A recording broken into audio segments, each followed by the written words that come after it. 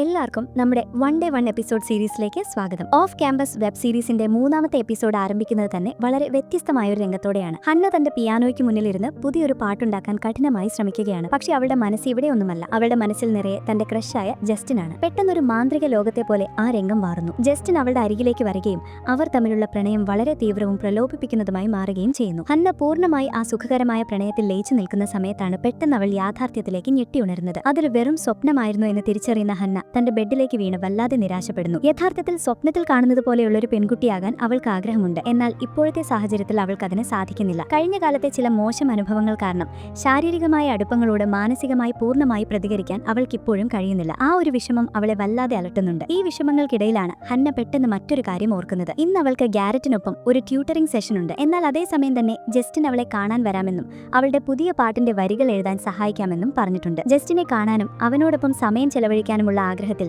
Hannah ഉടൻ തന്നെ ഗാരറ്റിനെ phone വിളിക്കുന്നു. അന്ന് ഉച്ചയ്ക്ക് ശേഷമുള്ള അവരുടെ പഠന സമയം മറ്റൊരു ദിവസത്തേക്ക് മാറ്റിവെക്കാൻ അവൾ ആവശ്യപ്പെടുകയാണ്. ഫോണിന്റെ മറുതലയ്ക്കൽ ഗാരറ്റ് ഈ കോൾ വരുമ്പോൾ വളരെ സന്തോഷത്തിലായിരുന്നു. ഹന്നയ്ക്കൊപ്പം പഠിക്കാനും അവളോടൊപ്പം സമയം ചെലവഴിക്കാനും അവൻ അത്രമേൽ ആഗ്രഹിച്ചിരുന്നു. എന്നാൽ ഹന്ന ജസ്റ്റിനെ കാണാൻ പോകാൻ വേണ്ടി പഠനം മാറ്റിവെക്കുകയാണെന്നറിഞ്ഞപ്പോൾ ഗാരറ്റിന്റെ ഉള്ളിൽ ഒരു ചെറിയ അസൂയ പുകയുന്നു. എങ്കിലും പുറമേക്ക് അവനത് കാണിക്കുന്നില്ല. വളരെ കൂളായി യാതൊരു കുഴപ്പവുമില്ല എന്ന് ഹന്നയോട് അവൻ പറയുന്നുണ്ടെങ്കിലും ഫോൺ വെച്ചു കഴിയുമ്പോൾ അവൻ തികച്ചും അസ്വസ്ഥനാകുന്നു. ജസ്റ്റിൻ ഹന്നയെ സഹായിക്കാൻ എത്തുമ്പോൾ അവൾ വല്ലാത്തൊരു ആകാംക്ഷയിലാണ്. ജസ്റ്റിൻ എഴുതിയ വരികൾ അവളുടെ പാട്ടിനെ കൂടുതൽ മെച്ചപ്പെടുത്തുന്നുണ്ട്. എങ്കിലും അവളുടെ സംഗീത അധ്യാപകന് ആ പാട്ടിൽ ഹന്നയുടെ തനിമ പൂർണ്ണമായും അനുഭവപ്പെടുന്നില്ല. ഇത് ഹന്നയെ വീണ്ടും ചിന്താകുഴപ്പത്തിലാക്കുന്നു. അതേസമയം തന്റെ വലിയ വീട്ടിനുള്ളിൽ ഇരുന്ന് പഠിക്കാൻ ശ്രമിക്കുന്ന ഗാരറ്റിന് ഹന്നയെക്കുറിച്ചുള്ള ചിന്തകൾ തന്നെയാണ് മനസ്സിൽ വരുന്നത്. ഹന്നയും ജസ്റ്റിനും തമ്മിൽ ഇപ്പോൾ എന്ത് ചെയ്യുകയായിരിക്കുമെന്ന ആലോചന അവനെ അസ്വസ്ഥനാക്കുന്നു. പഠനത്തിൽ ശ്രദ്ധിക്കാൻ അവൻ ഒട്ടും സാധിക്കുന്നില്ല. ഈ സമയത്താണ് ലോഗന്റെ സഹോദരിയായ ജൂൾസ് അവിടേക്ക് വരുന്നത്. ഗാരറ്റിന്റെ അസ്വസ്ഥത കണ്ട ജൂൾസ് അവനെ കളിയാക്കാൻ തുടങ്ങുന്നു. ഗാരറ്റ് ഒരു പ്രശസ്തനായ ഹോക്കി താരത്തിന്റെ മകനായതിനാൽ അവനെ ഒരു നെപ്പോ ബേബി എന്ന് വിളിച്ച് ജൂൾസ് ദേഷ്യം പിടിപ്പിക്കുന്നു. സ്വന്തം അച്ഛന്റെ വലിയ പേരും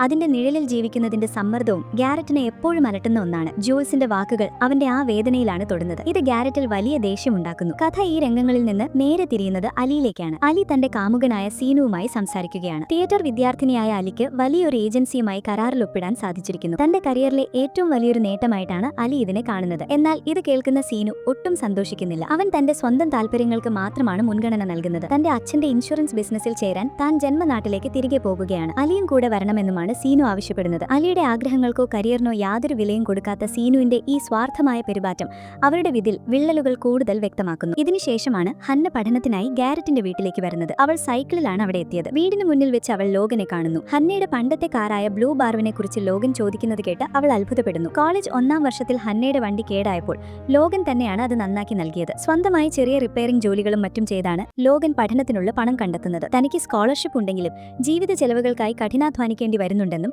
ഗാരറ്റിനെ പോലെ ഭാഗ്യമുള്ളവരല്ല എല്ലാവരുമെന്നും ലോഗൻ പറയുന്നു. സൈക്കിളിന് എന്തെങ്കിലും തകരാറുണ്ടായാൽ സഹായിക്കാമെന്ന് ലോഗൻ ഹന്നയോട് പറയുന്നതോടെ അവരുടെ പഴയ ഒരു സൗഹൃദം വീണ്ടും പുതുക്കപ്പെടുന്നു. എന്നാൽ ഈ നല്ല മൂഡ് അധിക നേരം നിലനിൽക്കുന്നില്ല. ഹന്ന ഗാരറ്റിന്റെ മുറിയുടെ മുന്നിലെത്തി എത്ര വിളിച്ചാലും വാതിൽ തുറക്കുന്നില്ല. ഉള്ളിൽ ചെറി പൈ എന്ന പാട്ട് വലിയ ശബ്ദത്തിൽ കേൾക്കുന്നുണ്ടായിരുന്നു. ഒടുവിൽ അവൾ വാതിൽ തുറന്ന് അകത്ത് കയറിയതും കണ്ടത് ഞെട്ടിക്കുന്ന ഒരു കാഴ്ചയാണ്. ഗാരറ്റ് സോ എന്ന പെൺകുട്ടിയുമായി ശാരീരികമായി ബന്ധപ്പെടുന്ന തിരക്കിലായിരുന്നു. ഇത് കണ്ട ഹന്ന വല്ലാതെ ദേഷ്യപ്പെട്ട് പുറത്തിറങ്ങുന്നു. പുറകെ എത്തിയ ഗാരറ്റിനോട് താൻ പഠിക്കാൻ വേണ്ടി സമയം മാറ്റിവെച്ചിട്ടും അവൻ ഇതൊന്നും ഗൗരവമായി കാണുന്നില്ല എന്ന് പറഞ്ഞ് തർക്കിക്കുന്നു. നമ്മൾ പ്രണയത്തിലാണെന്ന് മറ്റുള്ളവരെ കാണിക്കാൻ ശ്രമിക്കുമ്പോൾ ഇത്തരം പെരുമാറ്റങ്ങൾ കാര്യങ്ങൾ നശിപ്പിക്കുമെന്ന് അവൾ ചൂണ്ടിക്കാണിക്കുന്നു. ഒടുവിൽ ഗാരറ്റ് മാപ്പ് പറഞ്ഞ് അവളെ ശാന്തനാക്കാൻ ശ്രമിക്കുന്നു. നാളെയാണ് അവരുടെ പ്രധാനപ്പെട്ട പരീക്ഷ. കീക്കർഗാർഡ് എന്ന തത്വജ്ഞാനിയെക്കുറിച്ചുള്ള ഭാഗമൊഴികെ ബാക്കിയെല്ലാം താൻ പഠിച്ചു കഴിഞ്ഞുവെന്ന് ഗാരറ്റ് പറയുന്നു. അതേസമയം ജസ്റ്റിൻ ഹന്നയുടെ പാട്ടിന് പുതിയ വരികൾ എഴുതി അവളെ കേൾപ്പിക്കുന്നു. അവർ രണ്ടുപേരും ഒരുമിച്ച് സംഗീതം ആസ്വദിക്കുന്നതിനിടയിൽ ഹന്ന ലാപ്ടോപ്പ് തുറന്ന് ഫയലുകൾ അയക്കാൻ തുടങ്ങുന്നു. നിർഭാഗ്യവശാൽ ജസ്റ്റിന്റെ ഫോട്ടോയും ജസ്റ്റിന്റെ പാട്ടുകളും മാത്രം വെച്ച് ഹന്ന ഉണ്ടാക്കിയ ക്രഷിംഗ് എന്ന രഹസ്യ പ്ലേലിസ്റ്റ് ജസ്റ്റിന്റെ കണ്ണിൽ പെടുന്നു. ഇത് കാണുന്ന ജസ്റ്റിൻ വല്ലാതെ അസ്വസ്ഥനാകുകയും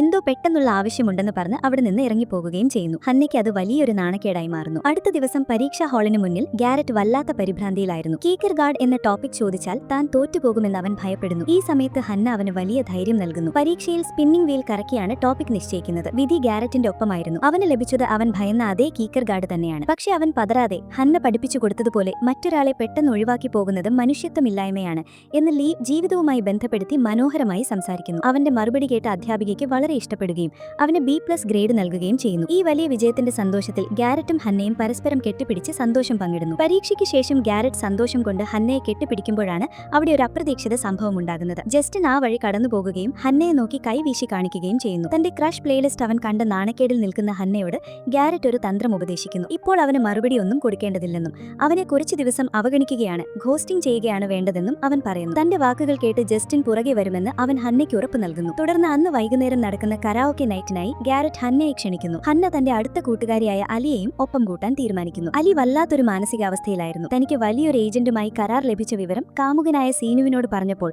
അവൻ അതിനെ നിസ്സാരവൽക്കരിക്കുകയും നമ്മുടെ ഭാവി നശിപ്പിക്കരുതെന്നും പറയുകയുമായിരുന്നു. സ്വന്തം കരിയർ സ്വപ്നങ്ങൾ തകരുന്നതോർത്ത് കരയുന്ന അലിയെ നിർബന്ധിച്ച് കരാഓക്കെ നൈറ്റിന് കൂട്ടിക്കൊണ്ടുപോകുന്നു. അവർ മാലോൺസ് എന്ന ബാറിലേക്ക് എത്തുന്നു. അവിടെ വെച്ച് അലി തന്റെ എല്ലാ സങ്കടങ്ങളും ദേഷ്യവും മറന്ന് വേദിയിൽ കയറി തകർത്തു പാടാൻ തുടങ്ങുന്നു. ഹന്ന പബ്ലിക്കായി മദ്യപിക്കാൻ ഭയപ്പെടുന്ന ആളായതിനാൽ അവൾ മാറി നിൽക്കുകയായിരുന്നു. എന്നാൽ ഇവിടെയുള്ള സമയം അത്രയും അലിയുടെ കാര്യങ്ങൾ താൻ നോക്കിക്കൊള്ളാമെന്നും അവളുടെ സുരക്ഷയ്ക്ക് താൻ ഗ്യാരണ്ടി നൽകുമെന്നും ഗാരറ്റ് വാക്ക് നൽകുന്നു. ഹന്ന പൂർണ്ണമായും ഗാരറ്റിനെ വിശ്വസിച്ച ഹന്ന പലതരം ഡ്രിങ്ക്സുകൾ പരീക്ഷിക്കാൻ തുടങ്ങുന്നു. ഒടുവിൽ അവൾക്ക് ഏറ്റവും ഇഷ്ടപ്പെട്ട ഒരു ഡ്രിങ്ക് അവർ കണ്ടെത്തുന്നു.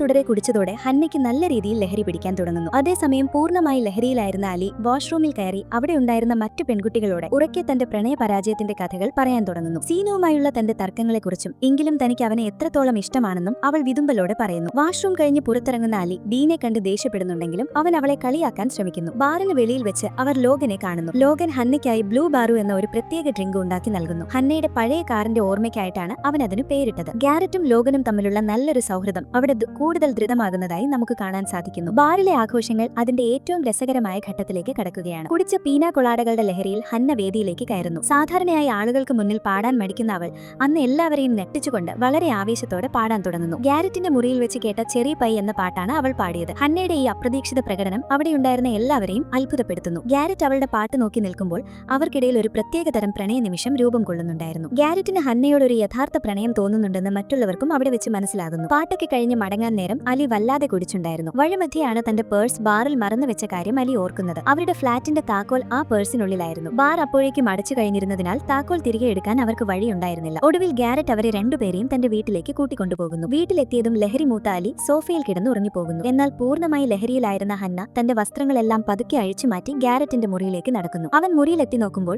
ഹന്ന അവന്റെ ഹോക്കി ജേഴ്സി ധരിച്ച് കട്ടിലിരിക്കുന്നതാണ് കാണുന്നത്. മദ്യത്തിന്റെ ലഹരിയിൽ ഹന്ന ഗാരറ്റിനെ പ്രലോഭിപ്പിക്കാൻ ശ്രമിക്കുന്നു. അവർ തമ്മിലുള്ള ബന്ധം വെറും അഭിനയമായതുകൊണ്ട് ഒരുമിച്ച് കിടക്കുന്നതിൽ തെറ്റില്ല എന്ന രീതിയിലാണ് അവൾ സംസാരിക്കുന്നത്. എന്നാൽ ഗാരറ്റ് ഇവിടെ ഒരു വലിയ മാന്യതയും അച്ചടക്കവും കാണിക്കുകയാണ്. ലഹരിയിലായ ഹന്നയ്ക്ക് നാളെ രാവിലെ എഴുന്നേൽക്കുമ്പോൾ ഇതിലൊന്നും ബോധം കാണില്ല എന്ന് മനസ്സിലാക്കിയ അവൻ തന്റെ ആഗ്രഹങ്ങൾ കൺട്രോൾ ചെയ്ത് അവളെ സുരക്ഷിതമായി പുതപ്പിച്ചു കിടത്തുന്നു. അവൾക്ക് വഴങ്ങാതെ മാറിക്കിടക്കാനാണ് അവൻ തീരുമാനിക്കുന്നത്.